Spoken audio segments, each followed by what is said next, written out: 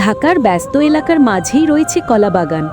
আধুনিকতার ভিড়ে এলাকা সবসময় জেগে থাকে, কিন্তু গভীর রাতে সেখানে নাকি এক অদ্ভুত নীরবতা নেমে আসে।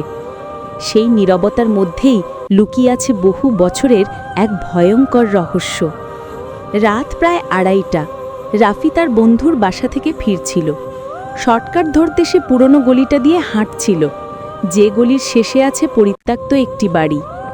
লোকমুখে শোনা যায় বাড়িটিতে এক মেয়ের আত্মা ঘোরে, যে বহু বছর আগে খুন হয়েছিল। হঠাৎ রাফির মনে হলো কেউ তাকে অনুসরণ করছে। পিছনে তাকাতেই দেখল এক লম্বা মেয়ের ছায়া। মুখ নেই, শুধু গভীর ফাঁকা দুটো চোখের গর্ত। সে ধীরে ধীরে রাফির দিকে এগিয়ে আসছে। গলির বাতাস হঠাৎ ঠান্ডা হয়ে গেল, চারপাশের শব্দ যেন উধাও হয়ে গেল। রাফি দৌড়াতে শুরু করল, কিন্তু পায়ের শব্দ যেন তার ঠিক পেছনেই। গলির মোড় ঘুরতেই মেয়েটার কাঁপা কণ্ঠ শোনা গেল, আমাকে বাঁচাও, আমার বাড়িটা কেড়ে নিয়েছে ওরা।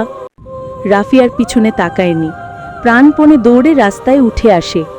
পরে যখন লোকজন নিয়ে সে বাড়িটিতে যায়, তারা দেখে বছরখানিক আগেই বাড়িটা ভেঙে ফেলা হয়েছে। ভাঙা ইটের নিচে পাওয়া যায় এক মেয়ের লাশ। এখনও নাকি গভীর রাতে কলাবাগানে সেই মেয়ের কান্না শোনা যায়।